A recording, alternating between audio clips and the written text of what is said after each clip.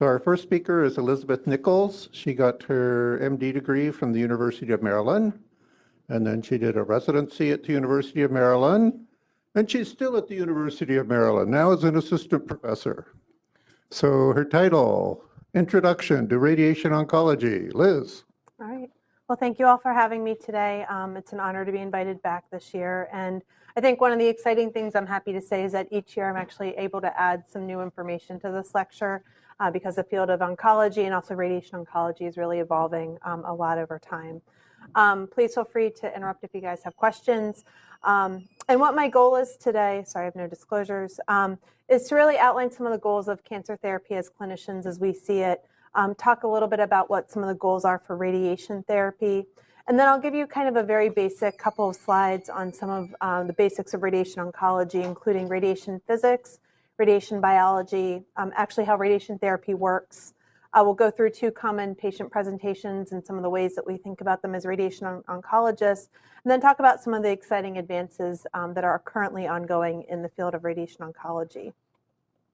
So generally speaking, when we talk about what are the principles of cancer therapy and how do we treat patients, we try to touch on these 5 bullet points here. So first is we're trying to minimize therapy. So we're trying to minimize the toxicity from therapy, the amount of time patients are getting therapy, whether that's daily, weekly, monthly, et cetera, and also minimizing the cost of therapy. As many of you may be aware that cancer therapy is one of the main expenditures for Medicare patients in our country. We also want to minimize the negative impact on patients' quality of life. And again, this has to do with toxicity as well as function and as well as cosmesis. We want to attempt to improve patients' quality of life, and whether that's giving a palliative treatment to help prevent pain or stop pain, or as well as organ preservation. So for example, for bladder cancer, we can now give treatment where we do not have to remove the bladder. We want to also maximize the impact on patients' quantity of life, so that you can imagine involves cure and remission of cancer. And then we also are looking to improve outcomes, and this is where a lot of research is coming in. So the discipline of radiation oncology, as I mentioned, really actually is an intersection of 3 different fields. So radiation biology, radiation therapy, as well as physics. And here on the left here, this is a well-known picture in radiation oncology. So this is actually the picture of the first X-ray ever taken of Dr. Rankin's wife's hand. So in terms of the physics of radiation oncology, I figured I'd just go over some of the very basics. So what is radiation? So the actual definition of radiation is that is the complete process by which energy is emitted by one body, transmitted through an intervening medium or space, and then absorbed by another body. So there's a lot of different types of radiation that are out there. So a couple of the different types are alpha particles, beta particles, and then the most common type that we use in actual radiation therapy is a gamma ray. So alpha particles are very light particles, so they can actually be stopped by a piece of paper. So if any of you remember the Japanese nuclear disaster several years ago, where they were telling people to wear clothes on their bodies, that was to actually prevent these alpha particles from touching their skin, essentially. Beta particles are a little bit stronger than alpha particles, so a sheet of aluminum could stop them. And beta particles typically only emit over about 2 to 3 millimeters. These are often utilized in some of our liver-directed therapies nowadays. And then again, the most common type is a gamma ray, which we often now, as I'll show you in a couple of slides, we actually create those through a man-made process through a linear accelerator. And again, these are stopped by feet of concrete. So any of our vaults that house our radiation linear accelerators typically have around 6 feet of concrete around the vault to stop any of the rays. So where does radiation fit on the electromagnetic spectrum? So again, this is visible light, and we're talking about wave particles over in this area here. So how are X-rays generated? So at a very basic level, if you look at this picture on the left here, this is an X-ray tube. And so what you can see is an anode, you can see a cathode, and this is all within a vacuum. What happens is a voltage is placed across the anode and cathode, creating a current with electrons. This same process is essentially what happens in what we now call a linear accelerator, which is pictured here on the right. So a linear accelerator can create high energy photons as well as electrons. They have uniform beam characteristics. They allow us to do precise field shaping as well as give precise delivery. So if I go back over to this picture here, so this piece here is called the gantry, and this can rotate 360 degrees around the patient. This piece here is called the couch, and so this is where the patient lays. Their head usually is at this end and their feet at this end.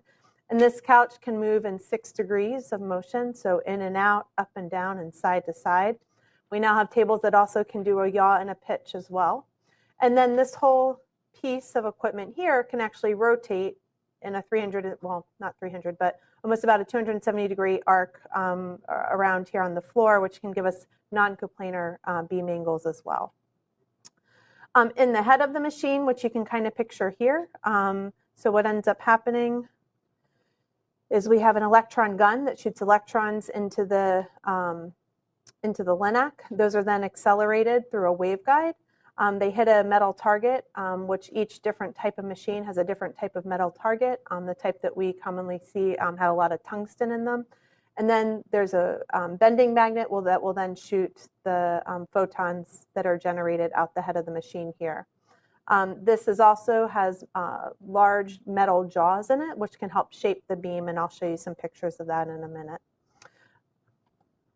So some of the basics of radiation therapy and kind of how we deliver the treatment. So we generally think about 4 different targets.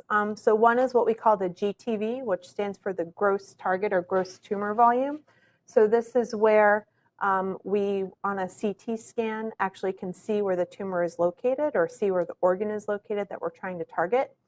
We then have something called a CTV, which stands for clinical target volume. And this is typically a margin in what we call an isotropic margin, meaning having, generally speaking, the same margin added all around the target, which is added for microscopic extension. So this is the cancer that we can't see with our eyes or on the CAT scan or on the MRI. And this may also be limited at anatomic boundaries. So for example, if a patient has a kidney cancer and I make a margin around that, but I know all of their cancer is still within the kidney, I would not expand that into the fat space around the kidney. We then have a PTV, which is called a planning target volume. And again, this is an isotropic margin to account for what we call setup uncertainty. So every day, even though we do things very precisely, the patient could be off by 1 millimeter or 2 millimeters in any given direction. And so this planning target volume margin is based on the organ that we're treating, the patient factors as well. Is it a patient that's really good at laying still, or does this patient tend to move a lot? And then we also have the ability now for, I'd say, the last 10 to 15 years to create what's called an internal target or internal tumor volume. And so this is a volume that can be drawn accounting for organ or tumor motion. So when we put patients through a planning session, we can actually watch their respirations and we can watch that organ or that tumor move. And we can actually account for that when we're doing our radiation treatment planning. And that's part of the reason why, say, in lung cancer, for example, we have better outcomes now than we used to. So for radiation therapy, there's a lot of different techniques that we can use for planning. So I just wanted to run through a couple of those different techniques because depending on exactly your line of work and research, these might be things that you come across. So kind of, I would say the oldest, at least in this presentation, form of radiation is called 3D conformal radiation therapy. And that's what this stands for here. And basically what this is we allow a CT scan to plan from anatomy, and it allows multiple different angles and beam angles that we choose. So here's an example of a CAT scan, and here's a patient that we've sliced axially, kind of like a loaf of bread. And you can see in this depiction here, there's supposed to be 6 different beam angles that are all coming into one location. Another form, or slightly more advanced form of radiation therapy planning is called IMRT, which stands for Intensity Modulated Radiation Therapy. Which you can see here. And basically what happens in this type of radiation is the planner would actually set specific beam angles, and then what happens is the computer is able to calculate through what's called an inverse algorithm. If you kind of are looking at your target from that angle, where do you want to target and which organs do you want to avoid? So any given beam angle, and that's what these maps are supposed to show here, can have a completely different shape that when they all converge, allow for the optimal dose of radiation therapy to your target. This also allows customization based on a specific planning objective. So for example, in this case, this is supposed to be a prostate cancer patient. We could treat the tumor to what we call 50 gray, so gray is the unit of radiation, but we can actually keep the bladder dose below 20 gray, even though it sits right next to that. And here's another example of what these maps are supposed to show if you just had kind of a single slice. Here's another example where IMRT is very commonly utilized in head and neck cancers because we can, again, very easily sculpt the dose to the tumor, which is supposed to be in red here, and avoid important organs such as the spinal cord in the back here. So another more advanced form even of IMRT is what we call VMAT, which stands for Volumetric Modulated Arc Therapy. And this was actually developed at the University of Maryland initially by one of our physicists. And so in this scenario, the LINAC, or the radiation machine, can actually move and deliver dose to the patient in a 360-degree arc around the patient. What happens is those metal plates inside the head of the machine, which we call MLCs, actually move in and out continuously while the radiation beam is being delivered in a way that's specified by the treatment planning system. This actually allows for a quicker treatment delivery. So when we compare this technique to, say, an IMRT technique, it typically cuts the time that the patient is receiving radiation down by about a third. It also allows for a more conformal scripting of the moderate doses of the prescription, as well as improved dose homogeneity, so meaning what we call hot spots or cold spots. However, with this technique, and I'll show you a picture in a second, there's actually some more low dose that goes to some of the surrounding tissues than what we see. So there's always a trade-off. So here's an example of a standard IMRT plan. So where you can kind of see these streaking, this actually correlates with a different beam angle. So you can see here there were actually 6 different beam angles. Red is actually the 100% of the dose, and the blue here is about probably 30% of the dose. And then here on the right, you can see a VMAT plan. And so what we can see is that these low and moderate doses that you see kind of going out towards the skin and the subcutaneous tissues here are actually all more tightly wound around kind of the area that we're treating. And here's a coronal view as well as a sagittal view, all demonstrating the same thing.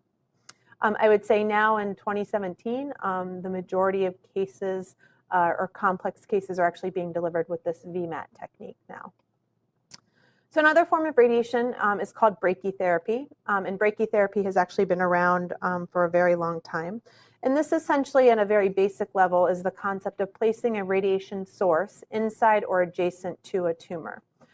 When we use brachytherapy, there's a very rapid dose fall-off, which allows for maximal sparing of our normal tissues. Because the radiation source is actually put into a body cavity or right next to a tissue, we don't really have to go through normal tissue to actually get to the tumor like we do with external beam radiation.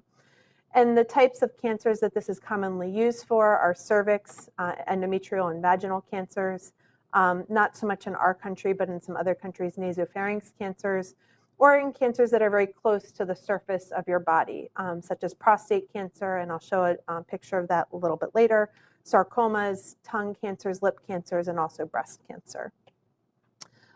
This is another type of cancer that can be treated with brachytherapy. So this is actually simulating what we call an eye plaque for a uveal melanoma. So we can actually sew a disc into the retina that has a radiation, is coated in a radioactive source, and that can deliver radiation very focally to one portion of the retina, and that can then be removed once the radiation treatment has been delivered. The most common way that we deliver brachytherapy now is by what we call high dose rate brachytherapy. Pretty much I think all institutions now use this as the best example. And so what this is depicting here is what we call a tandem and ring, and these are used to treat most often cervical cancers, but occasionally endometrial cancers. So here what you see are 2 CT slices. This is actually a coronal where the patient's cut kind of front to back. And we actually insert I call it a pencil-like, but it's kind of this middle piece here, the tandem, which goes through the cervical os, actually directly into the uterus. We then put the ring outside of the cervix at the top of the vagina. And then the middle of these 2 pieces are actually hollow, and we have a special machine where we connect cables from these applicators to the machine, and a little radioactive source with iridium-192 actually travels through those cables and into the device. Will sit in the device for a pre-specified amount of time delivering the radiation therapy. And this actually is, in cervical cancer at least, probably the most important part of these patients' treatment. Another form of radiation is called stereotactic radiosurgery. So historically, this was originally developed to treat brain tumors, and kind of the brand name machine, if you will, that was typically used to do this was called the gamma knife. I'm not sure if anyone's heard of that before. And so here you can see a depiction of where the gamma knife unit was able to treat a very small tumor, very close to critical structures. There are actually 201 different beams that actually all pinpoint and converge on the tumor. And what that allows you to do is get a very high dose of ablative radiation therapy to the tumor, but through any given beam path, because that dose is split over 201 beams, it's essentially a negligible amount of radiation going through that beam path. This technology has been so successful in brain tumors or in some other benign brain tumors, where we actually now are able to deliver this to other sites in the body. And when we do that, we call it stereotactic body radiation therapy, or SBRT for short. And this is now very commonly used to treat lung cancers, liver cancers, bone cancers, as well as additional cancers that's continuing to evolve. So here's a picture here of a patient receiving SBRT to a lung tumor. And this treatment has been so successful that there are now randomized studies comparing surgical resection to SBRT for patients. And what we found so far in those studies is that the outcomes are the same, but certainly from a patient perspective, the healing time, the morbidity of a surgery is much more than receiving a non-invasive radiation therapy treatment. And one of the points I always like to make, just because at least in this area people hear this, is CyberKnife is actually a brand of a machine that delivers stereotactic radiosurgery. So oftentimes we'll have patients coming in asking for CyberKnife, and it's just kind of the brand name of this technique. So we'll go into just a couple slides about radiation biology. So this is actually what is depicted here as a classic radiation cell survival curve. And so what these curves both show is that if a patient received a single dose of radiation, what do these survival curves look like? So this straight line here is actually with using different particles, so neutrons or alpha rays. And then this curved line here with kind of the squares is what the radiation survival curve looks like for ionizing X-rays or photons, which is what we commonly use. Similarly here, you can see the same depiction. What we have found over time is that single doses of radiation, generally speaking, we're not able to give those safely to patients. And so experiments done a long time ago showed that if we fractionate patients' regimen, so instead of giving one large dose, but giving several small doses over a period of time, we can mimic the same effect as a larger dose of radiation, but give it in a much safer manner. And so that's what you see depicted here, is that each of these little jumps here is a fraction of radiation therapy that's then killing the tumor cells. On this graph over here, what we see is also the curve. So with increasing dose on the x-axis and surviving cell fraction on the y-axis. So for tumor and early responding tissues, what we can find is that if we give a very small dose versus a large dose, you see the curve here. And then for late responding tissues, you can see that here. So a couple examples here. So our cancer is on this flatter curve here, or other early responding tissues like the mucosa, whereas late responding tissues we generally think of like the spinal cord or nerves and so forth. And so the whole rationale behind radiation and giving a fractionated regimen is to take advantage of the slightly improved survival of normal tissue to smaller doses, which is then amplified over many treatments. So in radiation biology, we always talk about the 4 R's of a fractionated radiation therapy regimen, and those are repair, reassortment, reoxygenation, and repopulation. So with repair, so we know that healthy cells are actually able to repair the DNA damage that radiation causes, although sometimes so do tumor cells, and that's why we have to give a higher dose and can't just give one dose at a time.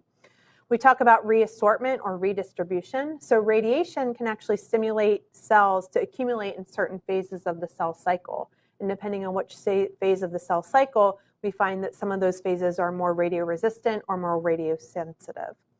Reoxygenation, so tumors do reoxygenate after radiation, and generally speaking, we tend to find that hypoxic tumors tend to be more radioresistant, and I'll show you a picture of that in a second. And then repopulation. So both tumor and normal cells are actually able to repopulate between doses of radiation. And so when we think about how radiation works, we actually have to take into account all 4 of these things to get the maximum benefit. So when we talk about repair, so DNA is actually the primary target of radiation. So there's 4 ways that radiation can actually damage DNA. So one is indirect. And so basically what that can be is where a photon comes in, knocks an electron off another particle nearby in the cell. That can create a free radical, and then that free radical can come in and actually damage the DNA. That typically causes a single strand break. We can have direct damage of the DNA, where basically the photon comes in and kicks an electron off and directly damages the DNA itself. And then there are also single strand breaks and double strand breaks. And in radiation therapy, what we find are double strand breaks are really the key to killing cells. Per gray of radiation, generally the rule of thumb is there's about 40 double strand breaks that can occur per gray of radiation. Double strand breaks, the reason that these are key is because these are more difficult to repair because there's not a template on the other side of the DNA fork, whereas single strand breaks are relatively easily repaired. We also can find that depending on the different type of radiation, whether it's a photon or a particle, some of these, the uniqueness of the damage is different. So here simulating particle, like a proton particle, because those are heavier and have a higher what we call LAT or linear energy transfer, those can cause more double strand breaks potentially, whereas photons can sometimes cause less of those. When we talk about redistribution, so I mentioned that when we give radiation therapy, that can stimulate some cells to get stuck in a certain cell phase of the cell cycle. And so what we find here, so here's kind of your general cell cycle, mitosis, G1, G2, and G2 checkpoint. And so what we can sometimes find is that cells, once they receive radiation therapy, can get stuck in this G1 and G2 phases. And so one of the types of drugs that are now out there are actually checkpoint inhibitors to prevent this from happening so that radiation can continue to be damaging. We also find that, as I mentioned, certain phases of the cell cycle are more radiosensitive. So not surprisingly, when mitosis is occurring and all the DNA is coiled and kind of clumped together, radiation has an effect to be more damaging, followed by G2, early S, and then late S phase. And here's the cell survival curves to kind of show that.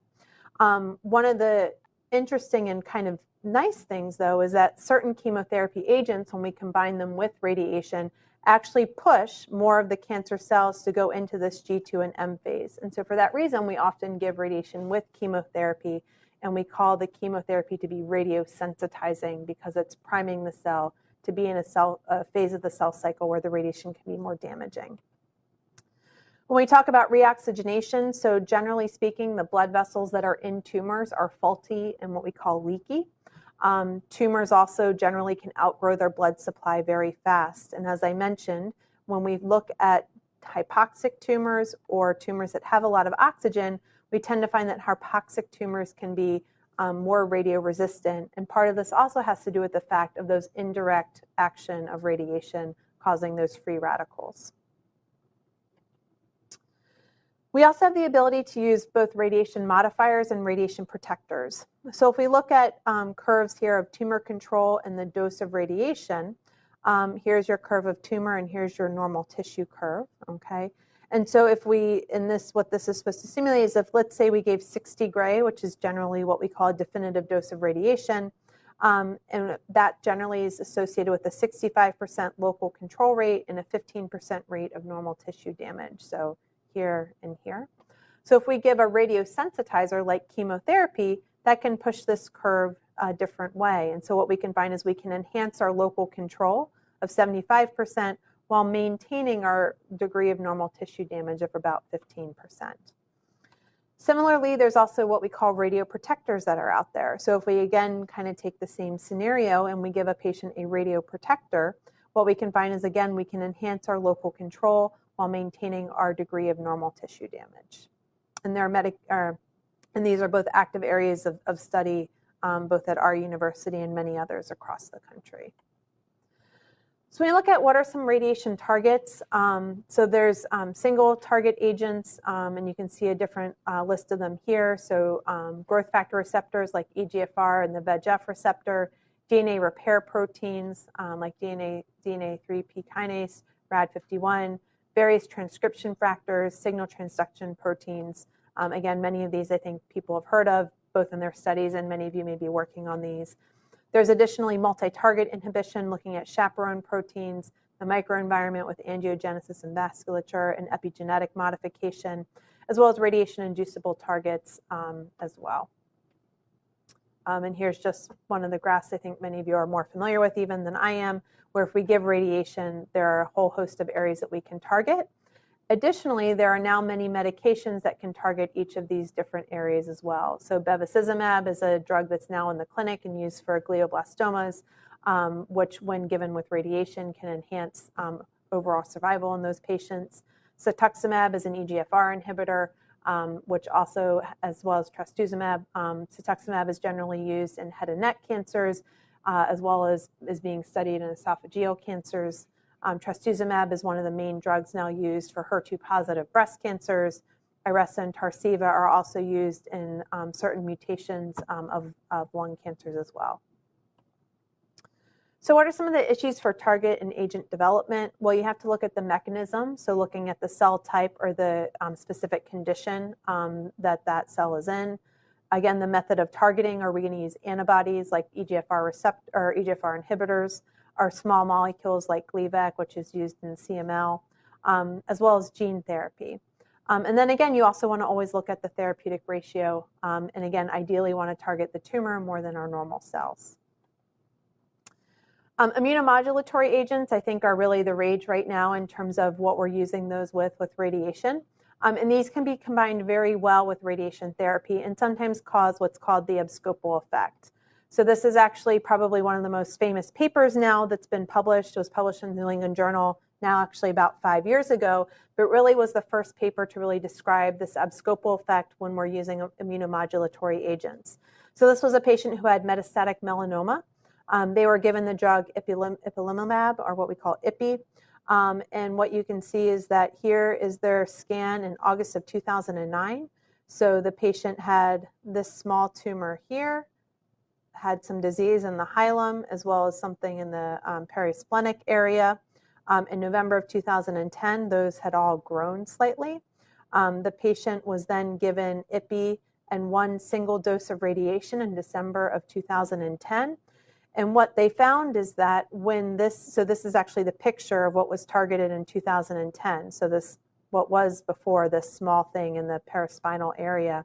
And what they actually found is when they scanned this patient in January, April, and October, all the other areas of disease, even though they had not received radiation therapy, actually responded to the treatment better than they had before because they were on this immunomodulatory agent, ipilimumab.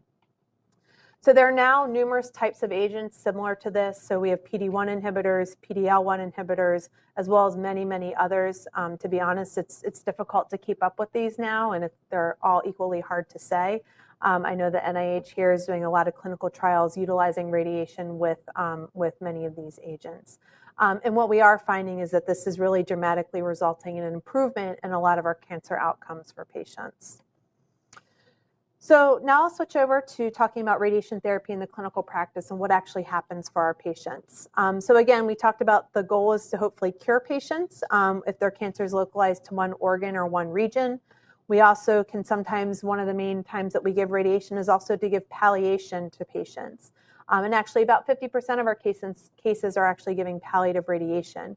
So this is when a patient has metastatic cancer and they have a spot that's particularly causing them a problem, like a bone metastasis causing them pain, and radiation is often given to patients. Generally speaking, when we talk about solid tumors, over 70% of patients with a solid organ or solid tumor will eventually need radiation at some point of their care. So indications for radiation, again, this is not comprehensive, but when we're talking about curing patients, many solid tumors, prostate cancer, other urologic cancers, breast cancer, lung cancer, head and neck cancers, GYN malignancies, many pediatric cancers still utilize radiation, CNS tumors, and actually skin cancers can also be cured by radiation. When we talk about palliative radiation, again, kind of the classic times we're talking about this are from bone pain, if a patient has tumor that's compressing the airway, causing shortness of breath. If a patient has neurologic symptoms, so if they have brain metastases that are, say, causing a seizure or causing the patient to have numbness or weakness, or pain from a space-occupying lesion. The oncology team, so radiation oncology is one part of the oncology team. So generally speaking, we're a specialty where patients only see us because they're referred to see us. So usually patients come to us from surgery or from medical oncology. But additionally, when we talk about treating patients, it really involves all of these different services that you see here on this spoke. Generally speaking, we develop what's called a multimodality plan. So there's very few cancers that are treated by a single modality. Almost all cancers need one or two or sometimes three modalities. And so these can include surgery, radiation, systemic therapy like chemotherapy or targeted agents, or we also consider medications like letrozole, which is an aromatase inhibitor, to be a systemic therapy. And there's also additional other localized therapies, such as focal ablation techniques or focal drug delivery like TACE. When we talk about what's the process for patients to receive radiation therapy, so first patients are seen in a consultation visit by us. Once we deem them to be a radiation therapy candidate, the next step is that they undergo a CT simulation or a planning session. What that planning session consists of is a CAT scan, which is you see simulated here, where we make some immobilization devices for each patient. And so sometimes if it's a head and neck cancer, that might be a mask. Sometimes if it's a cancer in the lungs, it might be what we call a Vaclock bag, which is a beanbag-like mold that shapes around that patient's body. We also put temporary marks on their skin, or some places still use what are called radiation tattoos, although I think those are much less common now. Once we do that CT simulation, we then go in slice by slice on that CT scan image, and that's transferred to our treatment planning system, and we contour out where we want to deliver radiation and also where we don't want to deliver any radiation. We also have the ability to fuse any outside images like an MRI or a PET scan or, say, another CAT scan that the patient may have had in the past. And we now have also something called deformable image registration. So let's say your positioning is having your patient's arms above their head, but the patient had their PET scan with their arms down. We can now do a deformable registration so that the organs actually will line up in those cases. Again, I talked about contouring. Once we contour, there's then a creation of the radiation plan. And so this is actually done by its own unique field called dosimetry. Once that plan is created, the plan is then evaluated by the doc. And so what we look at is we want to look at to make sure that we have adequate target coverage while maximum dose sparing to the normal surrounding tissues. And for each organ, it's been well worked out over time exactly what dose of radiation is acceptable to minimize the risk for patients. We then would evaluate that plan by our physicists. That plan would then be evaluated by our physicists and verified. And then that plan is transferred from our treatment planning system to the actual treatment machine. And then there's the treatment delivery. So this is an example actually of one of my former patients. This is what our treatment planning system looks like. And so what you can see here is that we can draw out a whole bunch of different structures and different colors. I can do it in any different plane that I want to. This can scroll up and down. And then we can create margins as I talked about before. So this yellow here, for example, was my CTV. And then the blue expansion here was what I called my PTV. Here's my parotid gland. You can see in this case, part of my parotid gland is actually in the area that I want to actively treat. So moving on to a couple patient presentations. So we'll kind of walk through each of these steps here. So this first patient is a classic case. So let's say you have a 55-year-old female who has a new lump in her left breast. She ends up going for a mammogram and an ultrasound, which shows a suspicious abnormality. She then has a biopsy of that, which reveals an infiltrating ductal carcinoma. And importantly, this patient has no family history of breast cancer. So what we would want to do first is develop a treatment plan with our multimodality team. So this patient's treatment options, based on the fact that, let's presume we do all of her workup and it looks like she's an early stage breast cancer patient, is she could have a mastectomy or removal of the entire breast, or what we call breast conserving therapy, which includes a lumpectomy plus radiation. So this is a picture of an old, what we call a Halsted mastectomy, where they removed the breast as well as the pectoralis muscle. And as you can see, this is certainly very disfiguring. These typically aren't really done anymore. More commonly, if a patient does need a mastectomy now, we talk about what's called a modified radical mastectomy, where the patient is able to keep the pectoralis muscle intact. And now we've even advanced that to what we call nipple-sparing or skin-sparing mastectomies for select patients. And a lumpectomy, we actually remove the tumor plus a little bit of tissue around it. And the advantage is that patient gets to maintain their breast with, generally speaking, over 90% of women being very happy with their cosmetic outcome. So this patient in this scenario, let's say she selects breast conservation, which is usually what we would counsel such a patient on in this scenario. The patient would then have a lumpectomy and what we call a sentinel lymph node biopsy. So what a sentinel lymph node biopsy is where the surgeon will actually inject around the tumor one or two agents. So one is a radioactive tracer, the other is sometimes a blue dye that goes near the tumor and then will drain into the draining lymph nodes. And at the time of the surgery, there's a small radiation probe that the surgeons are able to look at to find where that is in the armpit or the axilla. They then remove those couple of lymph nodes and we process those. And we can say in this scenario, the patient had this surgery and pathology revealed a 3-centimeter tumor and 4 axillary lymph nodes. So in this clinical scenario, based on this patient's stage, she would then receive chemotherapy. And then about 4 to 6 weeks after she finished chemotherapy, she would return to radiation oncology for treatment. So when we talk about the radiation, we always have to determine the radiation modality. So a couple of the different types that we use now, so external beam types are protons, which we have up in Baltimore, photons, as well as electrons. And then some early stage breast cancer patients are candidates for what we call brachytherapy to the breast with either sealed or unsealed sources. So this is my predecessors would kill me if I said this, but this is kind of an older form of brachytherapy to the breast, which we call interstitial brachytherapy. As you can see, it looks a little bit morbid, so we generally don't do this anymore, but it is something that can be done. So once we decide the patient needs radiation, we then identify the target in the normal tissue through the simulation process. So again, this is a picture from one of my patients. And so here in this scenario, this is a left-sided breast cancer, as we talked about. This is the axial slice where the patient's cut up like a loaf of bread. And here what this is simulating is we're actually trying to draw out the field that we're going to use to treat her radiation. One of the things I'll point out here, and I'll show you again towards the end of the talk, is that this beam, part of it is actually, this is the beam edge, part of it's actually slicing right through the heart here. And this is something that we pay attention to a lot now. So as I mentioned, we would then create the radiation plan through our dosimetrist, and then we would come in and evaluate the plan. So this would be an example of the part of the plan that's being delivered to the breast. And we look at what are called the isodose lines here. So here in red, generally speaking, this is what we call our 100% isodose line, which in this case is shown to be 45 gray.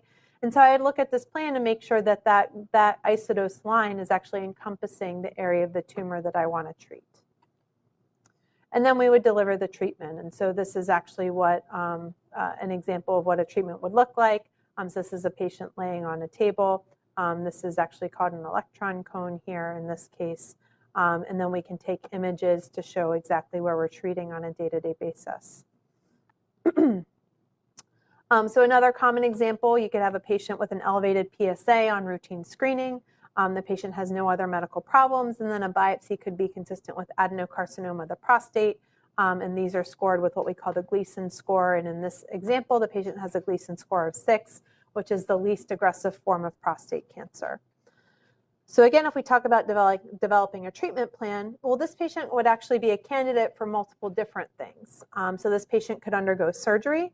They could potentially need to undergo surgery and radiation if we found some surprises at the time of the surgery where the cancer was a little bit more aggressive. The patient could have radiation only, and that actually could either be done with brachytherapy, external beam radiation, or a combination thereof. Or sometimes if the cancer is a little bit more advanced, let's say they have a higher Gleason score or their cancer involves the seminal vesicles, that patient may also need a systemic form of therapy with hormone therapy. So this is an example of a brachytherapy plan. So this is actually one of my patients from a couple of years ago. And basically what happens is we go to the operating room, we put the patient to sleep, and all under ultrasound guidance through what's called a transrectal ultrasound, we can actually visualize the prostate here. and the prostate actually has a different kind of density than the surrounding tissues. Through that, I can then place radioactive seeds directly into the prostate. So each of these green dots here represents a seed. And then I look at my overall dose distribution. One of the things you can notice here is that in this green contour here, this is the urethra. So we actually try to stay away from the urethra, which we're able to do with brachytherapy. And you can see that the red and the orange isodose lines are staying away from the urethra there. This is an example of an external beam radiation plan for a prostate patient. And so this is being delivered through that VMAT technique that I talked about before. And what you can see here is the red is the prostate, and then this blue kind of color wash area is that PTV I talked about, and these are the isodose lines around that. So the red is the 100%, and you can see that's very tight right around the area. We also have the ability to do what's called image-guided radiation therapy. And so this is actually something that is typically used for all cancers nowadays for the most part, except for maybe palliative cases. So for prostate cancer, what does that mean? A couple different types we have are what's called calypso or gold fiducial markers. So this is an example here of what calypso looks like. So these are actually radio beacons that are implanted directly into the prostate. The surgeons actually place 3 into the prostate through the same technique they use to do a biopsy. Those beacons then actually have a transpond, a radio wave that we can then detect with a special detector, which lays kind of over top but not touching the patient. And then through this detector, we can actually triangulate the exact location of the prostate, not only before treatment, but actually during treatment. So this can be relevant sometimes. Let's say a patient is very gassy that day and passes gas while they're getting their treatment. Well, believe it or not, that has actually been shown to move the prostate up to 2 centimeters in any given direction during the treatment. And so this allows our radiation therapists to actually stop the treatment when we do see that movement. This is an example of gold fiducial markers. So this is one of my former patients. And so what you can see is these gold fiducial markers can be seen on an X-ray image, which we use to line the patient up each day for treatment. And so what this is this is their, this one here is their original X-ray based on their CAT scan that was done at the day of their planning session. And then this is actually the X-ray that was done the day of treatment. And our therapist can actually align these fiducials and overlay this so we can align the prostate exactly each day for treatment. Another thing that we have the capabilities to do is also what's called a cone beam CT. So believe it or not, our radiation machines now have the ability to do a small CAT scan while the patient is on the treatment machine in the treatment position. And so this is something we often use to detect bladder filling in prostate cancer patients, and we have other applications in other disease sites. So what you can see in this patient, so this out here is actually the patient at the time of their CAT scan.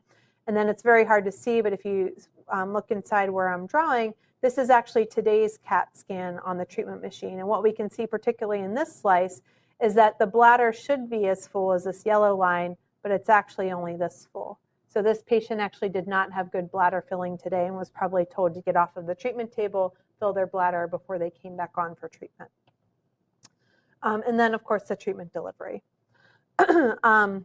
So, is it all just that easy? So not necessarily. So we also have to talk about normal tissue toxicity. So radiation has both acute effects that patients experience during and shortly after treatment, as well as late effects that can happen years and decades down the line.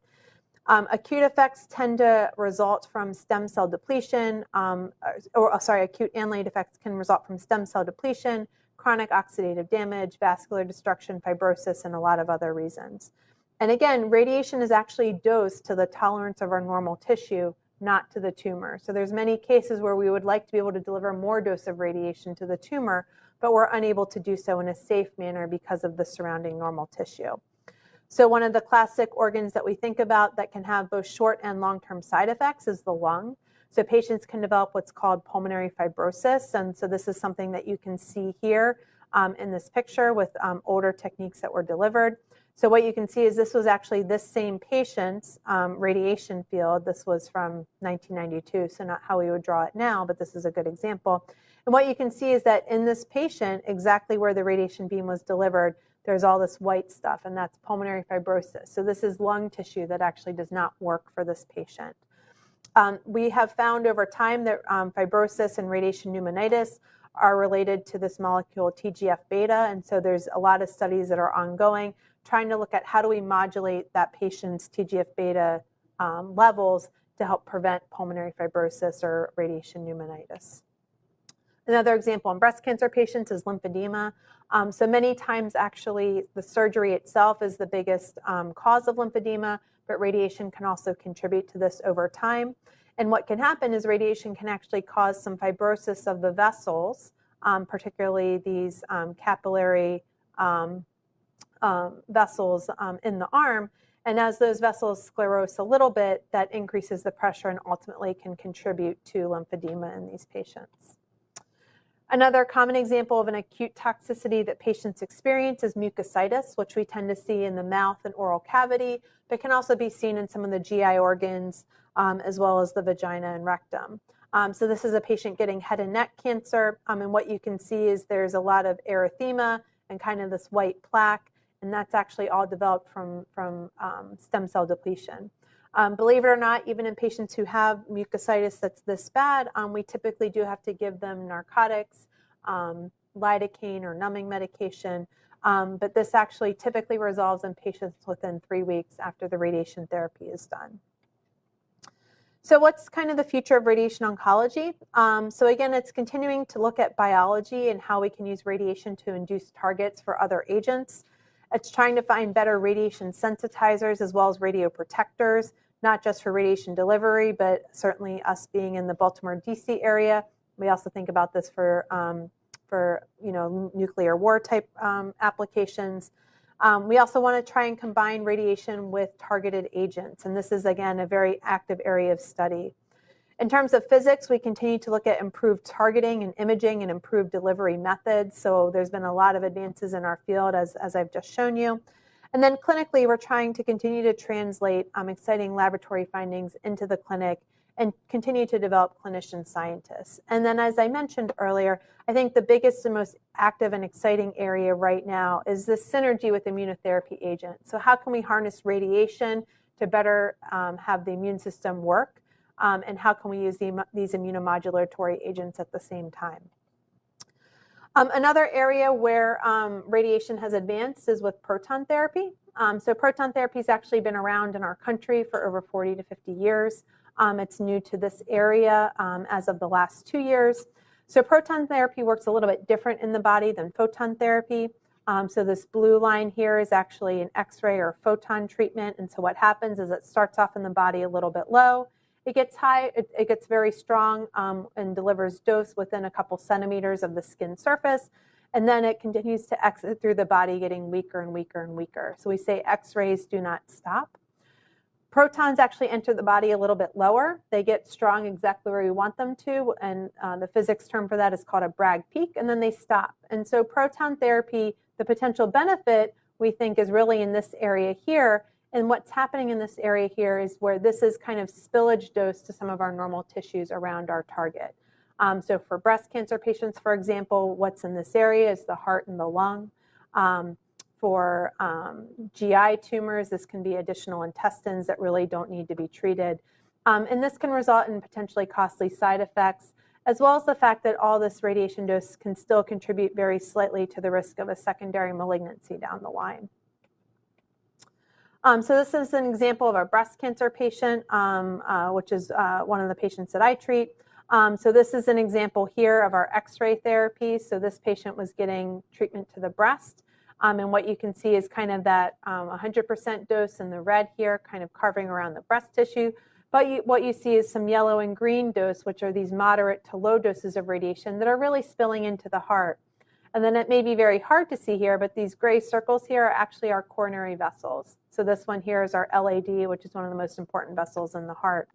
And what you can see with proton therapy is we're really sparing all the other vessels, and even the LAD is getting a much lower dose of radiation than what we can see with X-ray therapy. Here's a subtraction image of the same thing as well. And what could this mean for a breast cancer patient? Again, this could decrease the risk of coronary artery disease down the line or any other cardiac morbidities, which is something that was shown in an article published in the New England Journal in 2013. We can also see some decreased risks of lung fibrosis. And then again, for very young patients, we might think about this for the risk of secondary malignancy. We believe in this risk so much that really in our country now, almost all pediatric patients are now treated with proton therapy because of that ability to spare some of our normal tissues better. This is our proton center, which is called the Maryland Proton Treatment Center. It's a regional resource to Mid-Atlantic healthcare providers. So we've actually partnered with some of the other major medical institutions in the area, including Georgetown, Inova Fairfax, some groups up in PA. And our vision is to really become a proton center of excellence across all of our academic missions. Our facility is actually just a couple blocks away from the main medical center, and we have the capability to treat up to about 150 to 190 patients per day. So take-home messages. So radiation is a very active and a very good tool used in cancer therapy. The way radiation works is by causing DNA damage, which can lead to cell death. The effects of radiation can be altered by modifying physical factors, physiologic factors, fractionation, drugs, and many other variables. Radiation can and does cause some complications for patients, both in an acute phase during treatment as well as potentially in a late phase. And then additionally, we think radiation is very exciting and interesting. So I'm happy to take any questions. Go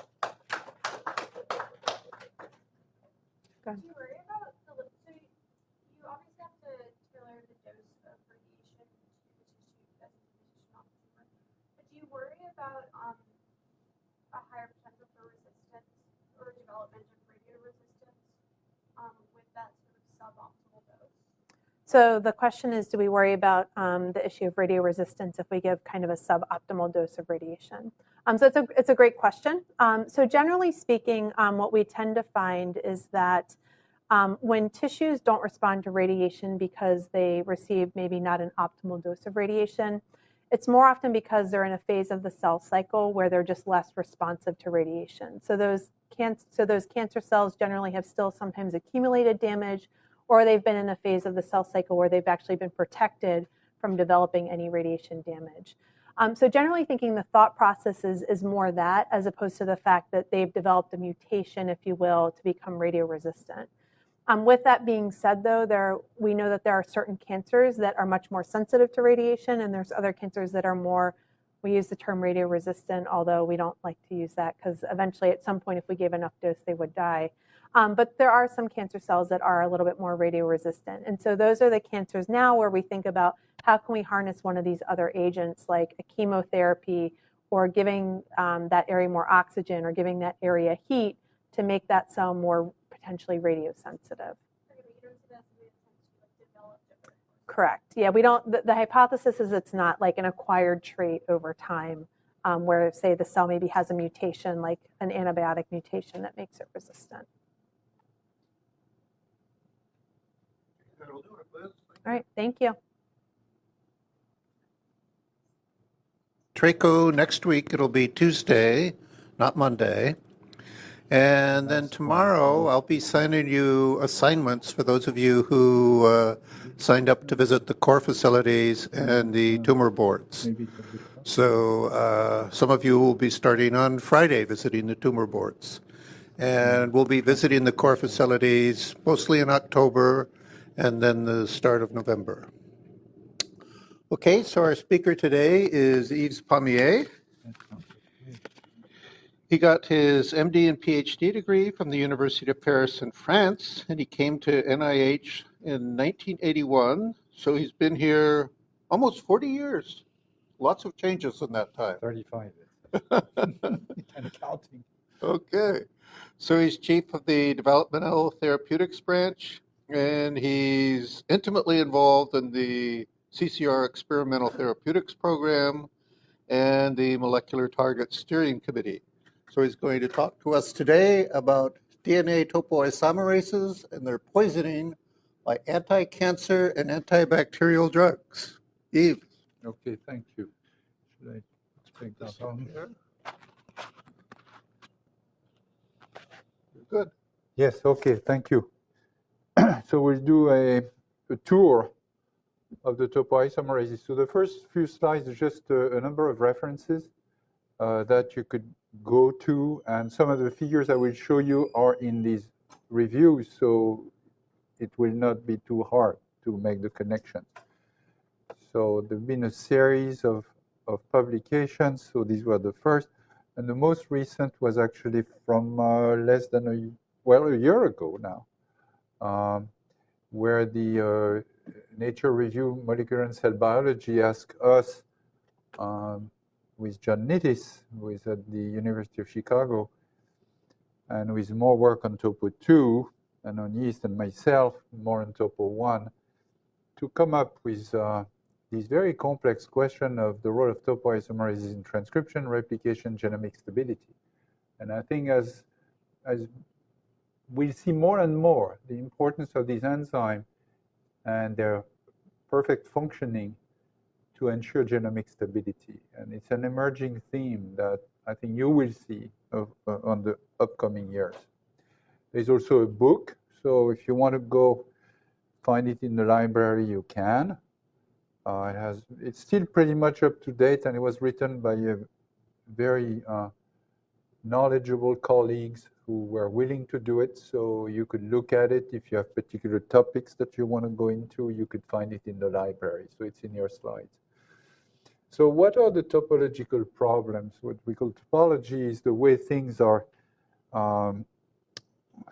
space, if you wish, how they're organized. DNA is a long polymer, and RNA is a long polymer. So cells have long polymers. Could be actin for proteins, filaments. If you could consider nucleic acids as filaments, they're extremely long because the whole human genome would be a filament my height for one cell. It's huge. And the problem with filaments, especially when the filaments are made of a thread which is helical, is that when you have a relaxation of DNA and you need to open the two strands to access the genetic information for transcription or for replication, what you immediately do, and it's very intuitively easy to do with a rope, you'll see that on each side of the rope, you will start to unwind or overwind the DNA. And if you have somebody else holding the two extremities of the rope, and your friend is opening the middle and keeps opening, you'll see in the end it will make what we call supercoils. The DNA becomes positively supercoiled ahead in the direction of the helical turn, and it becomes over-twisted. And at some point, you can't even separate the two strands. It's just going to be impossible. And behind it, you get compensation by negative supercoiling. And in that case, the two strands tend to be very loosely tied. So this is very important in transcription bubble, in the transcription processes. And the removal of these supercoils is the main job of topoisomerases in interface cells. So they relax DNA, topo 1, topo 1MT, topo 2 alpha, topo 2 beta. But there's another problem which is intrinsic to DNA structure, is that very often you could have a duplex DNA just making a catenate. They just end up being catenated.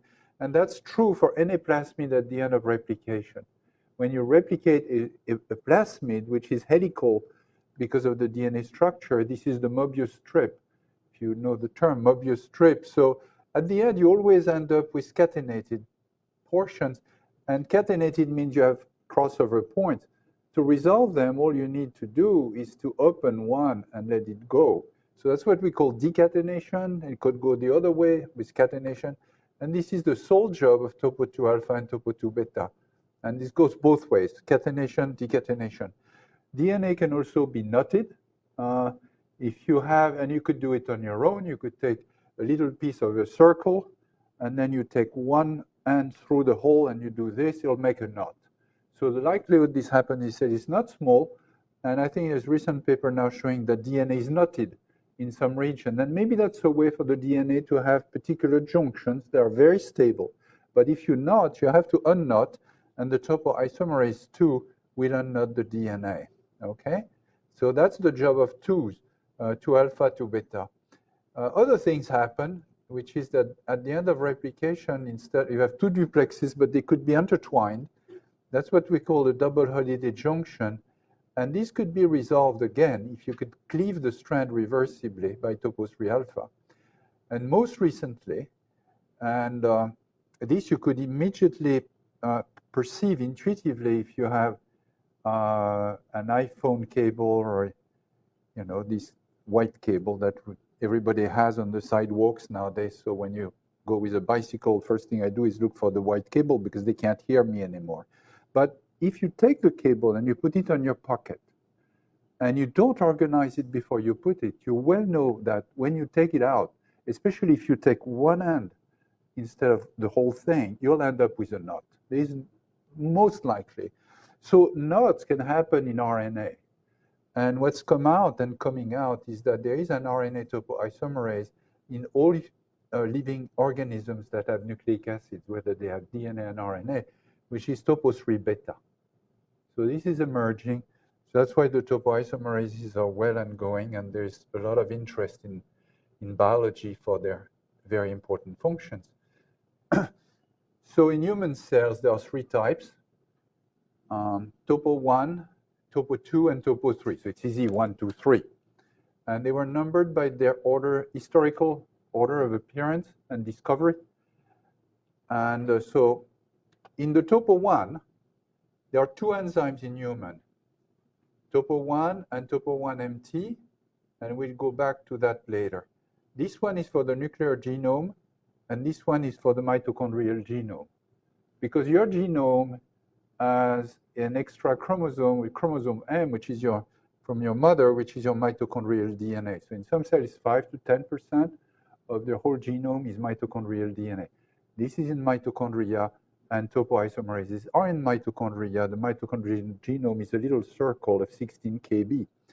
So vertebrate cells have topo1-MT.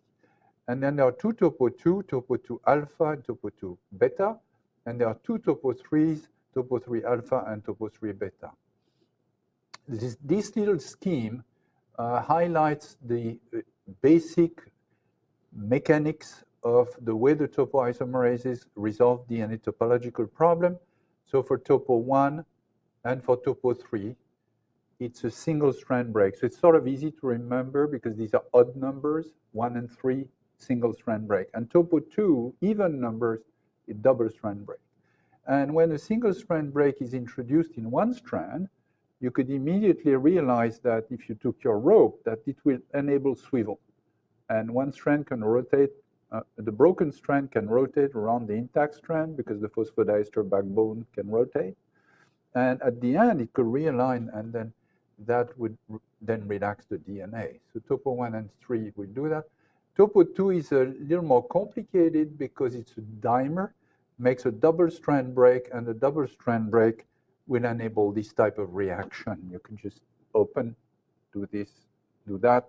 You could unknot. You could also remove supercars. Okay. So if you compare humans with the 6 topoisomerases versus simpler organisms such as E. coli, E. coli doesn't have a 1b. So it has only 1a, which is topo1 and topo3. And topo3 in E. coli is the RNA topoisomerase. But E. coli is richer in topo2. It has 2 types of topo2, gyrase and topo4. So in some ways, each species is using the topoisomerases differently. So as far as medicine, the topoisomerases are key to the armamentarium in therapy. Topo1 is the anti-cancer target of camptothecins, so topotecan and irinotecan will come back. And topo2 alpha and beta are the target of very widely used anti-cancer agents, such as doxorubicin, for instance. The most widely used anti-cancer agent targets topoisomerase 2 and etoposide. And the bacterial topoisomerases, gyrase and topo4, are the target of the quinolones. And this is extremely critical for antibiotics. And today, for the treatment of tuberculosis, for instance. So these are topoisomerase 2 inhibitors, gyrase. So for example, Mycobacterium tuberculosis does not have a topo4, it has only a gyrase. And the anti-infective activity of the quinolone is due to the poisoning of gyrase. Okay, so these drugs and these enzymes are key for medical purposes. So this you have in your handout. It will just summarize the names, the locations, and I'm not going to go through this, where they work in the human cell.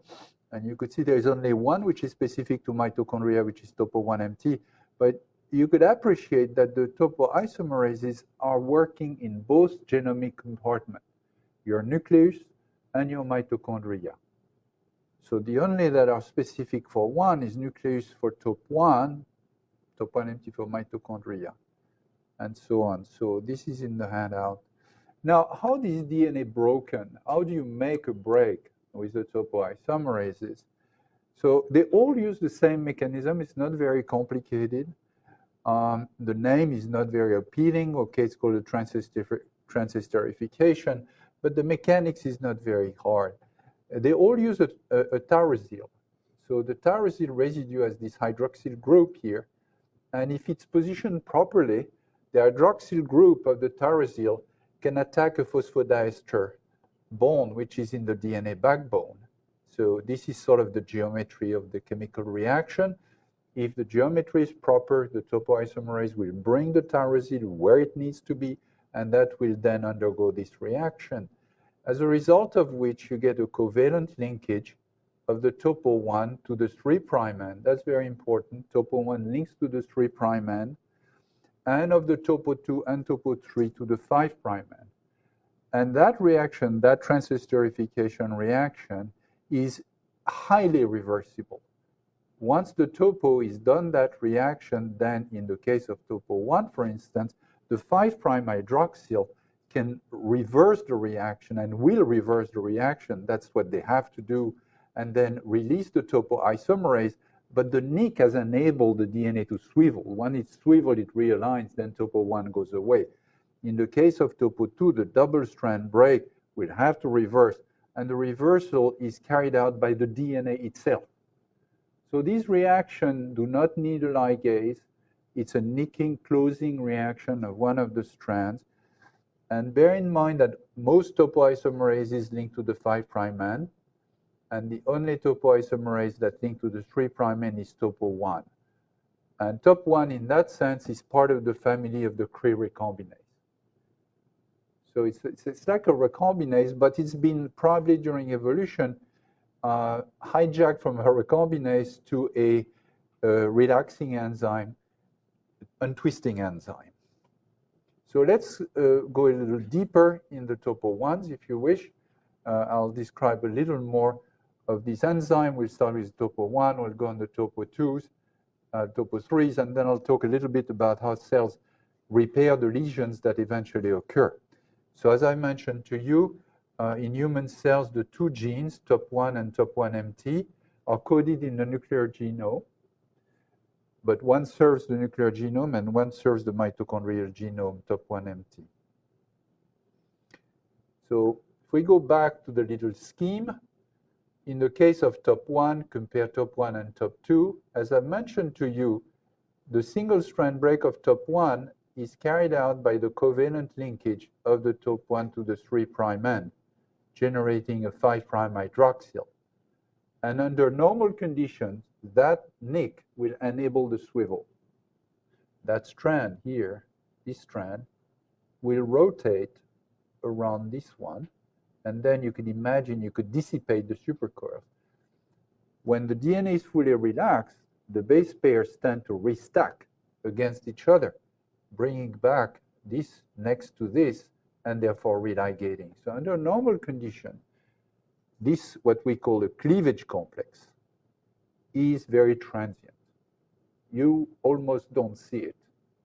But the cleavage complexes can be poisoned by drugs. And that's how the camptothecin topo1 inhibitors, the anti-cancer drugs, work, is they bind at this normally transient cleavage intermediate, and they inhibit the religation. So you force the enzyme to go into this cleavage complex. So this reaction requires no ATP. So it's an enzyme that functions without any nucleotide cofactor, does not require divalent metal, still works at 0 degree, So it's very economical. It's a very stripped enzyme, very effective. If you have a drop of topoisomerase against any supercoiled plasmid, even on ice, it will dissipate, even without magnesium, without ATP, it will dissipate supercoiling. You take your DNA, it will be relaxed, and you will not see how, because it's so transient, so fast. Unless you put camptothecin, then you will see some of the cleavage complexes.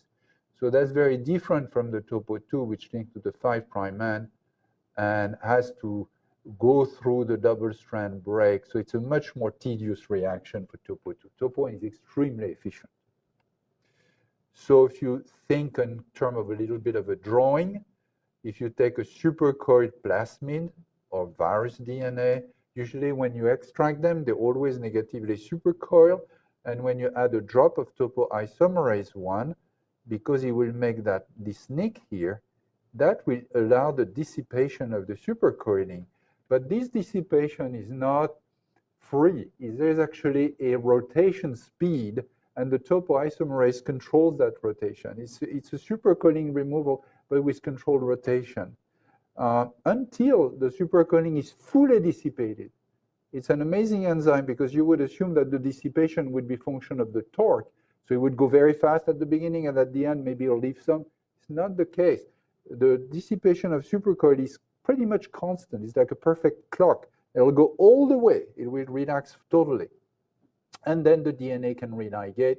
Topo 1 is released, and then the DNA is relaxed. Topo 1 can go somewhere else. So this enzyme, in fact, is essential. For transcription, you can imagine, because you have supercoiling on replication. But although it's essential in vertebrates, it's not essential in yeast. So in yeast, you could get a topo 1 knockout in yeast. It's viable. It's not happy. It has an aging phenotype, but it will grow and be okay. So probably the other topoisomerases in yeast can complement, but in vertebrates they cannot. It's lethal in very early embryonic lethal in mice, and it's even embryonic lethal in flies, multicellular organism.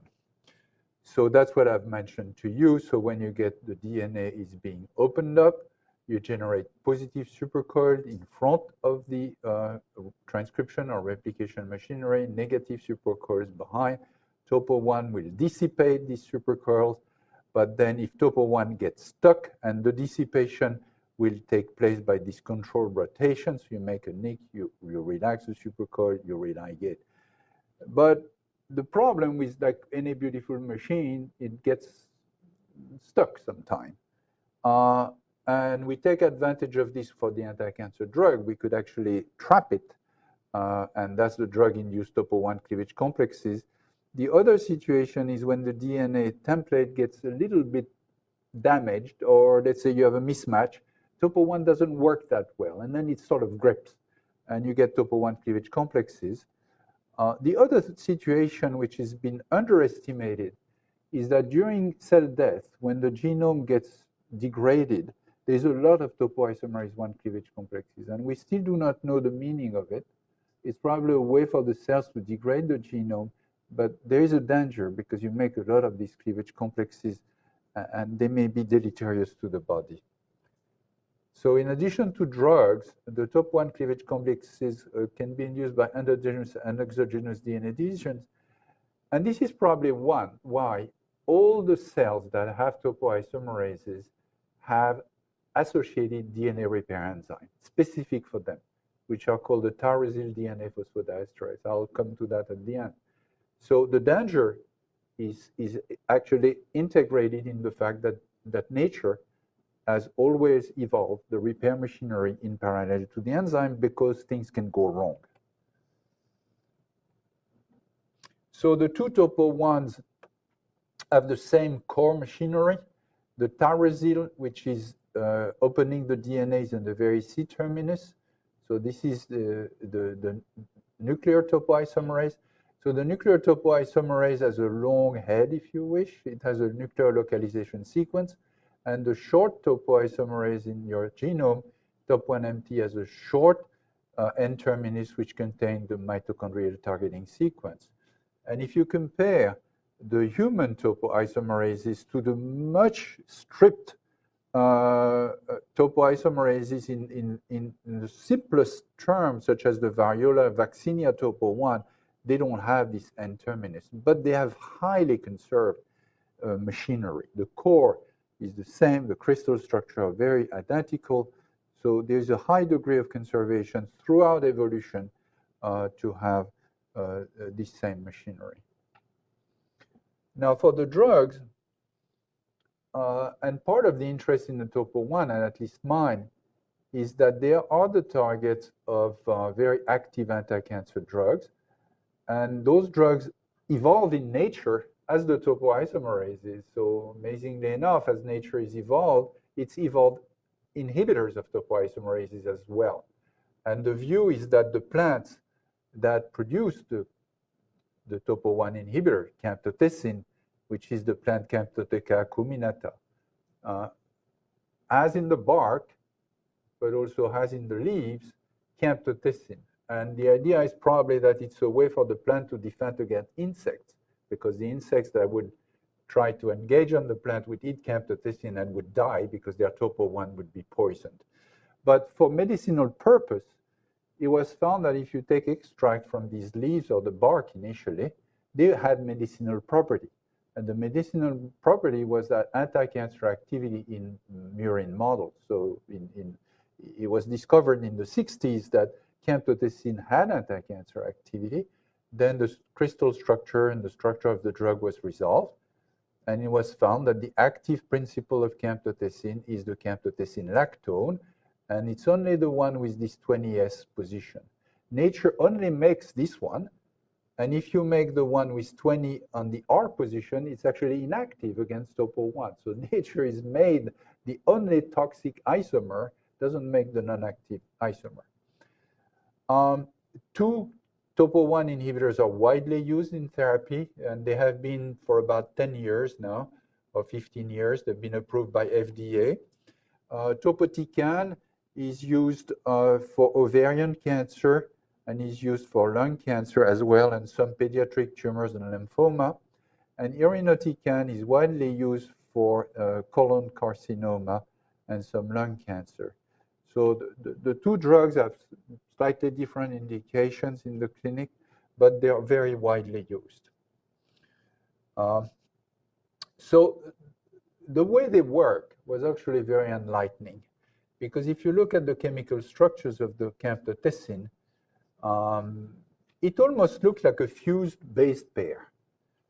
See, it almost looks, it has the size of a DNA base pair, it's fused. So you would think this, and it's planar, so you would think this probably would intercalate between the base pairs, but it doesn't have a positive charge.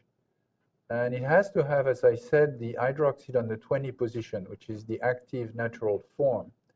So for a while, it was unclear how this would act as a topoisomerase inhibitor.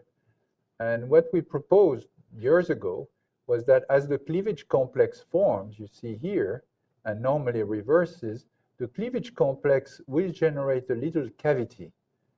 And maybe the drug was taking advantage of this very normally transient intermediate and would bind at the interface of the topo and of the DNA. So that led to this idea that maybe this was an inhibitor of interface. It was binding at the interface in this normally transient complex. And we had some argument based on sequence that this was probably likely. And it took about 10 years for colleagues to confirm this model. And this is the co-crystal structure of topotecan bound to the topo1 DNA complex. So the topo1 you see is in gray, the DNA is in green, and the break is here. See, between this and that. And beautifully enough, you see the topotecan just stacked inside the cleavage site, just at the DNA enzyme interface, fulfilling the prediction that this is a interfacial inhibitor. So that led to this concept of interfacial inhibitor, which is now expanded to many other natural products, and not only to protein-DNA interaction, but even protein-protein DNA interface, by which nature puts a little molecule in the interface, jams it, and that's the way it kills in natural environment, but could be used for medicinal purpose. So years ago, when we elucidated the activity of camptothecins, they were the only topo-1 inhibitor. Actually, I think they were, in the year 2000, the last chemotherapeutic agents targeting DNA that were approved. And the company switched to what they call targeted therapy with protein kinase inhibitors. But we decided to go on, since that was the only chemical family, to look for other chemical families that would work. And our rationale was that the camptothecin were clearly active as anti-cancer agents. And we also knew that if you take in the history of medicinal drugs that target the same protein or same thing in the cell could have very different activity depending on their chemical structures. So for instance, if you take the tubulin inhibitor, colchicine and vinblastine, both are used for medicinal purpose, but colchicine is used for gout and vinblastine is used for cancer. You're not going to use them, vinblastine for gout and colchicine for cancer. It doesn't work. Yet, at the molecular level, they exactly have the same interfacial inhibition of the alpha-beta tubulin. So we thought, okay, if you have a different chemical structure, it's likely to have a different activity. And also because we had learned that the camptothecins were not that easy to use. You cannot push the concentration too high in the patients without destroying the bone marrow. And then you had gastrointestinal toxicity. They were drug efflux substrates. They were chemically unstable. So having learned all this, and the chemical instability is linked to this alpha-hydroxylactone at regular pH, even when the patient is given topotecan or irinotecan, within minutes, a significant fraction ring opens and make a carboxylate. This is inactive, and then the active form becomes a minority. So that's how we developed the adenoisoquinoline. So this is the family of compound we call the adenoisoquinoline, and we found that they are potent, they are specific. It took me, Terry counted the years, but if I go back years, I started working on this compound, it was around 1995. So, but that's what it takes. I mean, if you taking a drug all the way is sort of a lifetime in a way. So when we started this, we one by one overcame the problems of the camptothecin, make chemically stable compound. They are not drug efflux pump. They trap topo1 at different genomic lesions, and that was it. So today, in the clinical center, the 3 compounds that are listed here are in phase 1. So this one is currently in phase 1, ongoing in building 10. And these 2 have gone through phase 1 and waiting to go to phase 2. And my challenge now has been for the phase 2 is to find the patient population who's going to respond. Because it's very hard to give a chemo without defining the patient population who should benefit from the chemo because of the side effects that the patients would have. So this is what we're working on. But on the topo1 field, what you have to realize is that these are warheads. They're basically very toxic drugs. If you push enough, you can kill any cell pretty much, especially if they're replicating. So drug companies have taken advantage of this, and they have put the camptothecins as warheads with a tumor-specific delivery. And there are different ways to do this. You could use a liposome to load the liposome with a camptothecin. You could pegylate the camptothecin. You could put an antibody on it. And you could see here, this is updated now, but the approval of these drugs is very recent. So the topo1 inhibitors are clearly still a very active field of research, especially for the second generation targeted delivery camptothecins. So on the topo2, so the 2 topo2s, topo2 alpha and topo2 beta, encoded by top2A gene and top2B genes, 2 different genes. So what's the difference? Replicating cells cancer cells, but any replicating cells absolutely requires topo2 alpha. It's highly expressed in replicating and cancer cell. And it's probably the enzyme that decatenates the DNA at the end of replication. So all the chromosome loops, when they're bundled up, for the chromosomes to separate, then you need to, one by one, unlink all these. That's what topo2 alpha does. Now, topo2 beta is becoming more and more looked at, and especially in the context of chromatin structure, in the context of regulation of transcription. This is clearly an enzyme which is also very important. If you knock out topo2 beta, the murine embryo die at birth. They actually grow in the womb, but they die at birth mostly from neurological problems. The neurons are not working properly, and the idea is that topo2 alpha cannot compensate for everything. Topo2 beta is essential for transcription, especially for very long genes. So this is an essential enzyme, and topo2 beta is expressed in both replicating and differentiated cells. So if you take your heart, for example, which has many of the cardiomyocytes do not divide. They have a lot of mitochondria, but they do not divide, but they are loaded with topo2 beta. Your retina doesn't divide for many cells. They're loaded with topo2 beta, and that's probably because you need to transcribe the genes and you need to unravel the supercoils that occur in any transcribing machine. So if you look at the structures of the proteins of the human's topo2, the 2 alpha and 2 beta are not very different. You could see on this region, for example, which is the catalytic core of the enzyme, is 93 or 980, similarity is 93%, very high. So the 2 proteins can serve the same machinery to do the job as a topoisomerase. But where they differ is in the N and the C termini. So that's where the differences are, mostly in the N and the C terminus, which are the non-catalytic regions of the topo2. The two topo2 in human cells are related to the bacterial topo2, but in the bacteria it's more complicated. For example, in gyrase, instead of a single polypeptide, there are 2 polypeptides. So you have jar B and jar A. So if you think that the topo works as dimer, then for humans, so you have 2, it's homodimer topo2 alpha, homodimer topo2 beta. In bacteria, then you'll get a tetramer. So the gyrase is a tetramer, 2 jar A, 2 jar B. And same for topo4, you have par C and par E, it's a tetramer. And they are crystal structure. So it's very well understood how these things work.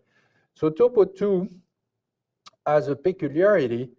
It's much more demanding as an enzyme. It needs magnesium, and it's highly conserved between human and bacterial. It's 2 ions. And these ions are served to organize the DNA in the active site. And they also require to burn ATP. So as I described, with my finger, this strand passage, which we call the strand passage, there is a strand which we commonly refer as the gate, and there is a strand which we refer as T for transport. So the topo2 homodimer will then bind this gated strand. One strand is on the top. As the topo2 just gets on, it will capture the T strand, the transport strand, then open the gate, and then the transport strand will move down in the enzyme, this requiring magnesium. Then in the next reaction, the enzyme will open the bottom gate, and then it will release that strand, and in the end of the day, all you have done is make this, okay? This is the NIH gate. It's a 2 gate. You enter, like that strand, the transport strand, you get in, then it opens on the other side. This is the safest mechanism to get something through. So just remember the little, gates that we have. This sort of works the same. And it says a directionality. It will take the strand and take it through and get it inside the campus here versus outside the campus. But these very simple reactions, as I said, is extremely powerful because it will carry out decatenation or catenation. It will take away a knot once you have a crossover. It will also relax supercoiling because the crossover could be within the strand and will relax supercoiling and relax positive and eventually introduce negative supercoiling when it's for gyrase. Very powerful enzyme. Probably relax supercoil in the context of chromatin because you have histones, you have crossovers, whereas Topo 1 doesn't need these crossovers. It will do it in any place. Whereas Topo 2 will take advantage of any of the crossovers. So if you think of transcription, that's where all these machineries then come together. And when you have the transcription machine coming in and making this new RNA, you generate positive supercoil in front. These could be relieved by the Topo 2 alpha and beta and Topo 1. So cells have many ways to dissipate the positive supercoiling. No, this is negative. The positive is in the front. So this is in the front. This is in the back. I'm sorry. So this is negative supercoiling, but doesn't matter. It could be resolved both Topo 2 and Topo 1. In the front, the supercoiling, which is positive, will also be resolved by Topo 2 and Topo 1. And close to the topo, the polymerase, you also have the topoisomerase. So there's always a coupling between the topoisomerases and the transcription machinery and replication machinery. And same for the replication. If you think that you want to replicate, you need to open up at the origin. That will immediately generate a supercoiling, so like positive supercoiling. This could be taken off by Topo 1 or by Topo 2. During elongation of replication, when the helicase is opening up the DNA, positive supercoiling again will be dissipated by Topo 1 or Topo 2.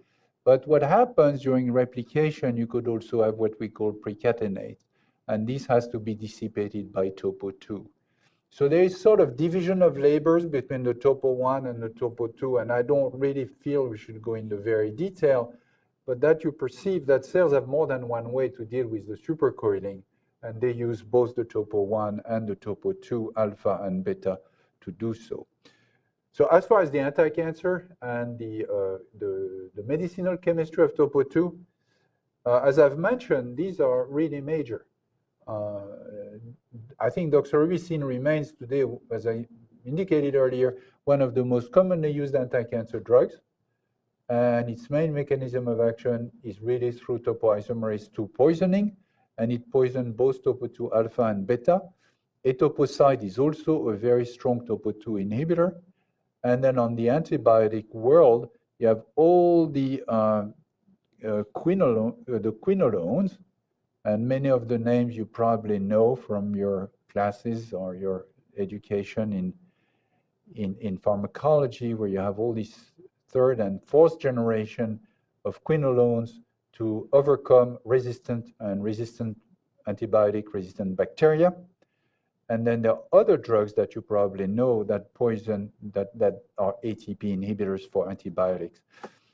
There is no cross between the antibiotics and the anti-cancer drug because the Topo 2s are different enough between the bacterial Topo 2 and the host Topo 2 that the anti-cancer drug only work on the host Topo 2, not on the bacterial Topo 2, and the antibiotics do not work on the host Topo 2, but only on the bacterial gyrase and Topo 4. So that's the specificity. And we have crystal structures of the Topo 2. All I drew in the little scheme is really what we see in the crystal structure. And this is homodimer here. And the way the drugs block the Topo 2 is the same principle as for the Topo 1. You see here the drug, another drug, and each drug is in the cleavage site. So as Topo 2 makes this double strand break, makes a break, the drug falls into the break and then prevents the religation. And this is true for the bacterial drugs. They are crystal structure of Topo 4 in cleavage complex, and they are trapped by quinolones, same thing. And they fall into these cavities and prevents the religation. So I think that's led to this idea that there is a principle here, which is beyond a single drug. It's a mechanism of action for many natural products, which we refer to as interfacial inhibition.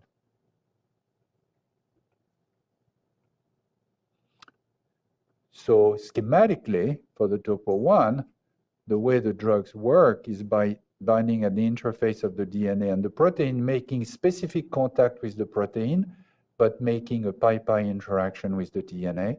And for the topo2, it's the same principle. You get the drug stacking like a little sandwich in here into the DNA, but making specific interaction with the protein, and that creates the selectivity for the topoisomerase 2 poisoning or for the topoisomerase 1 poisoning. The drugs do not go across. The camptothecin is totally for topo1. They don't touch topo2. Etoposide it does for topo2, doesn't touch topo1. This is highly, highly specific. Topo3. So mentioned there are two, 3 alpha and 3 beta, two genes, 3A and 3B. Topo3A, as maybe like for Topo2A, is replication. I think it's the main function of the Topo3A is to be coupled with replication and with recombination. I should add recombination here. Topo3A is replication recombination, and it resolves hemicatenanes and can prevent recombination and maybe carry out strand invasion during recombination. So Topo3A is a recombination-associated enzyme, replication-associated enzyme. On the other hand, Topo3B is a transcription-associated enzyme, and by two main functions. One is to resolve R loops or prevent the formation of R loops, which has become also very prevalent, and therefore to promote genomic stability, and also to act as an RNA topoisomerase, which would be pretty essential. So if you imagine, for example, that you're translating an RNA, to translate an RNA, it intuitively is in your mind that the RNA is just a smooth rope, and it goes through the ribosome. But imagine that there is a knot. It will immediately stop the translation. So prevent the knot, you could think that RNA topoisomerase will be there. In case a knot will be coming to the transcript translation, it'll immediately unravel it, then enabling translation.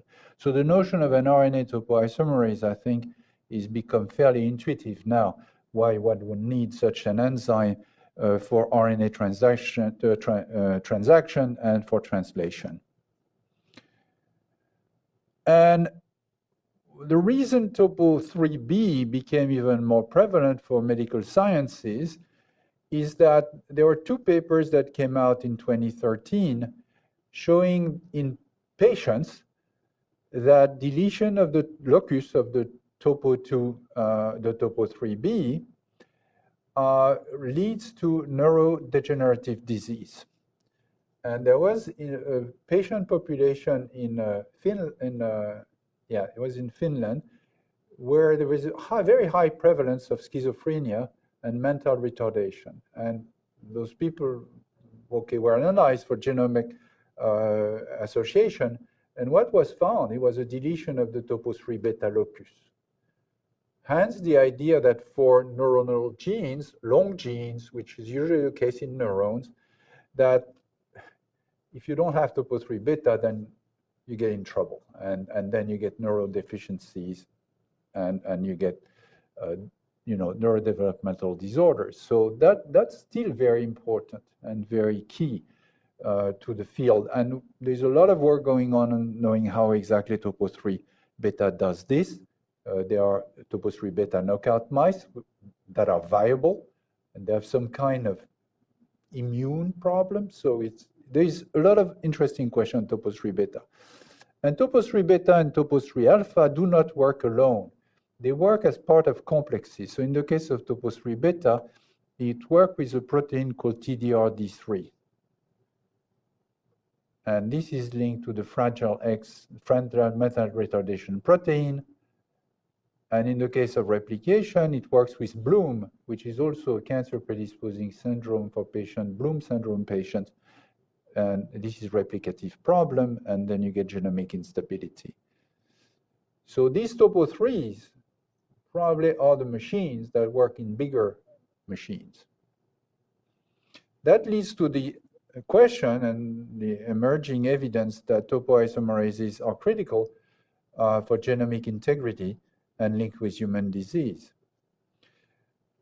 So when you have a topoisomerase cleavage complex on the DNA, so topo needs to move quickly as the helicases and polymerases are working, what would really happen is that you make a roadblock. It's like if you think of a train track, normally, or you have a plow on the road, so you'll just remove the supercars.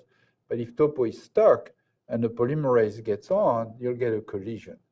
And that collision is very toxic. So you convert a topo 1 cleavage complexes in a double-strand break in the case of topo 1. And what happens then, you get this topo 1, which is linked to the end and needs to be excised. And I'll go a little more detail on that type of excision. In the case of topo 2, because you make a double-strand break and everything is held in place, you could also imagine that if it severs, then you get a double-strand break. And it's a dirty double-strand end because it has topo 2 linked to each end. So it's pretty deleterious. And then you could block metabolism, as I said. The topological defect, meaning that lack of removal of supercoil, lack of decatenation, is not as bad, apparently, as having a roadblock. Because there are so many topoisomerases that to really have a deficit in supercoiling removal, you have to block them all. On the other hand, to create DNA damage, a single molecule will be enough. So the trapped topoisomerases are much worse than not having enough topoisomerase activity. So what's toxic to a cell is really the trapped topocleavage complexes. There is a recent, maybe I took that, no, I'll just show you on another slide. I didn't put it here, but maybe this just came out, and maybe you could take the reference. This is in Nature Review Molecular and Cellular Biology, and this is, so Stingley, 2017. And so the point is that the topoisomerases, when they get stuck, make protein DNA complex. And that's very toxic, needs to be removed. And that review deals with this, DNA protein cross-link repair and human health.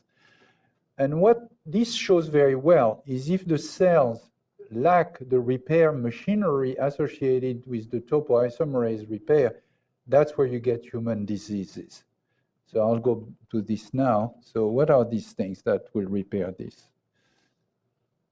So this you'll skip, I just, it's in the slide. So how do you deal with this problem?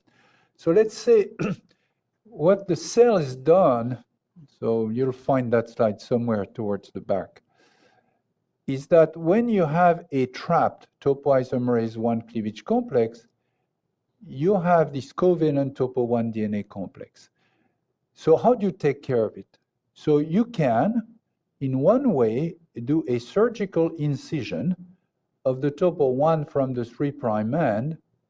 This is what we call tyrosine DNA phosphodiesterase. And then you will regenerate the DNA end, and you could patch it and you could repair it. Now, if it's a topo 2, the covalent linkage is the 5' end, and you could excise it with another enzyme, tyrosine DNA phosphodiesterase 2, TDP2. Now, the reason I'm telling you it goes back to what I said is that every cell that has a topoisomerase has a TDP. The cells are ready to deal with the problem because the problem is likely to occur more than we think it should. And for example, so TDP1 is in all the species down to yeast. And TDP2 is essentially in human. And if you knock out TDP2, or if humans have a defective TDP2, they have a neurological syndrome. So it means in neurone, topo 2 beta is probably getting stuck more often than we think, and TDP2 is always there to clean up. And if it's not there, then there is a neurological disease. So it means that these enzymes repair this pathway.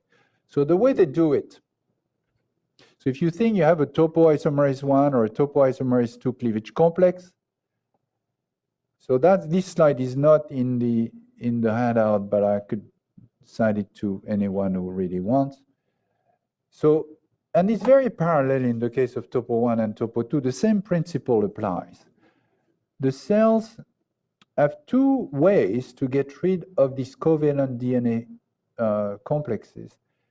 They can excise them with the tyrosine DNA phosphodiesterase. So for topo 1 is TDP1, and for topo 2 is TDP2. So in your cells, you have your own TDP1, you have your own TDP2, and they're all in all the cells. But there is a backup pathway, and cells have another way to deal with it, which is based on MR11, RAD50, and NBS1, MRN, or the nucleotide excision repair, on the CTIP enzyme, SA2 in yeast. And this is now incising the DNA. So cells can remove the topo, but they take a piece of DNA at the time. And what's come out is TDP1 has a very broad range of DNA repair functions beyond topo 1cc. In fact, TDP1 can cleanse dirty 3' end. And we've done a lot of work on this. And we've shown also that TDP1 is not only limited to the nuclear genome, but also to mitochondrial genome. So it's probably true as well that in the mitochondrial genome, you get topo cleavage complexes, and they need to be excised. And that's why these enzymes are there. What you have to bear in mind is that in yeast, there is no TDP2. So what probably happens in yeast is TDP1 does both, topo 1 and topo 2. That's why I put TDP1 on that side here, is because yeast doesn't have TDP2. So TDP2 has DNA repair function beyond topo 2cc.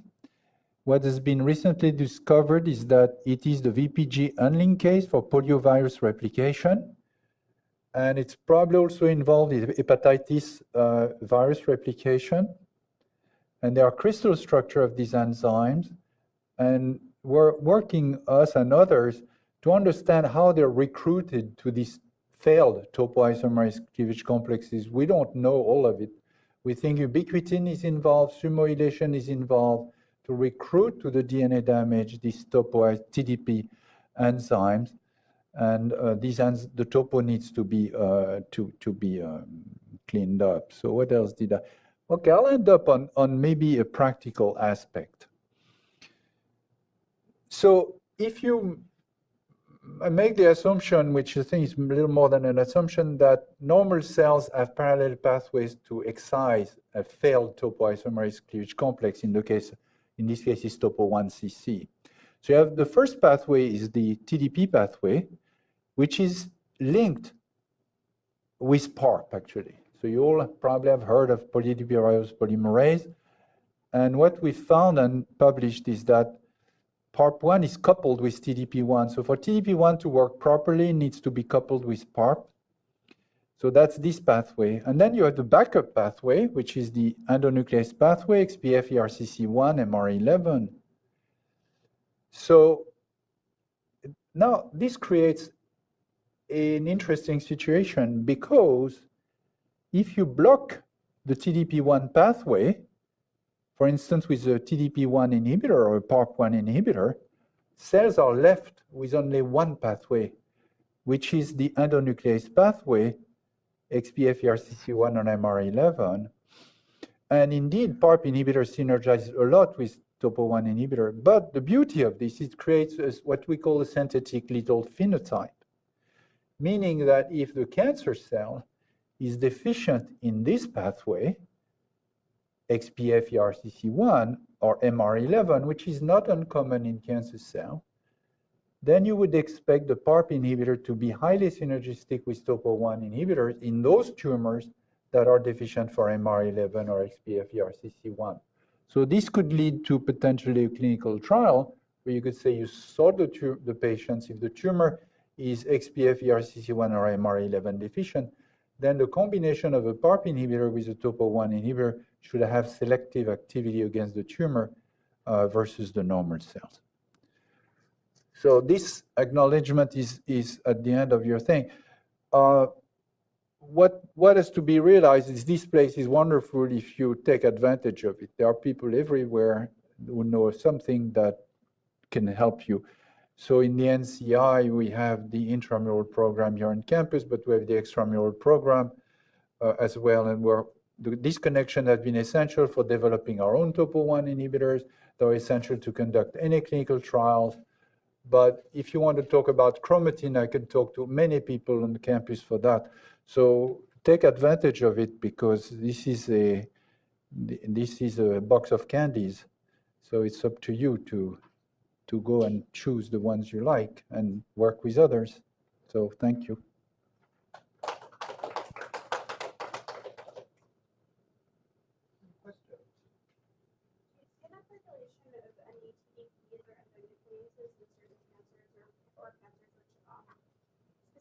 Which have a large mutational burden.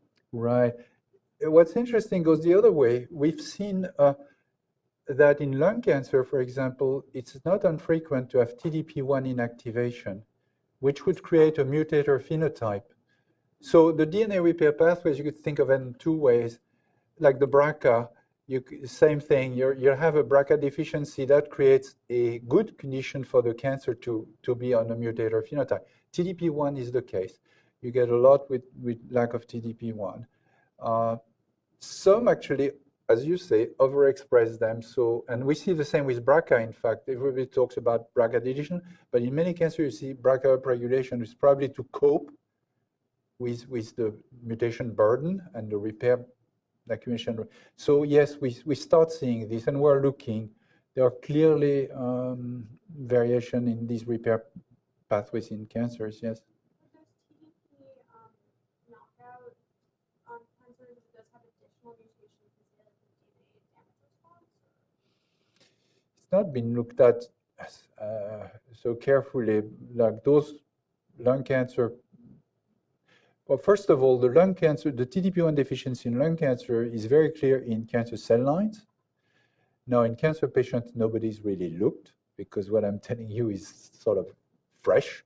So maybe one should look at compare the mutation burden and the type of mutation that those patients may have. They may have a different type of mutations.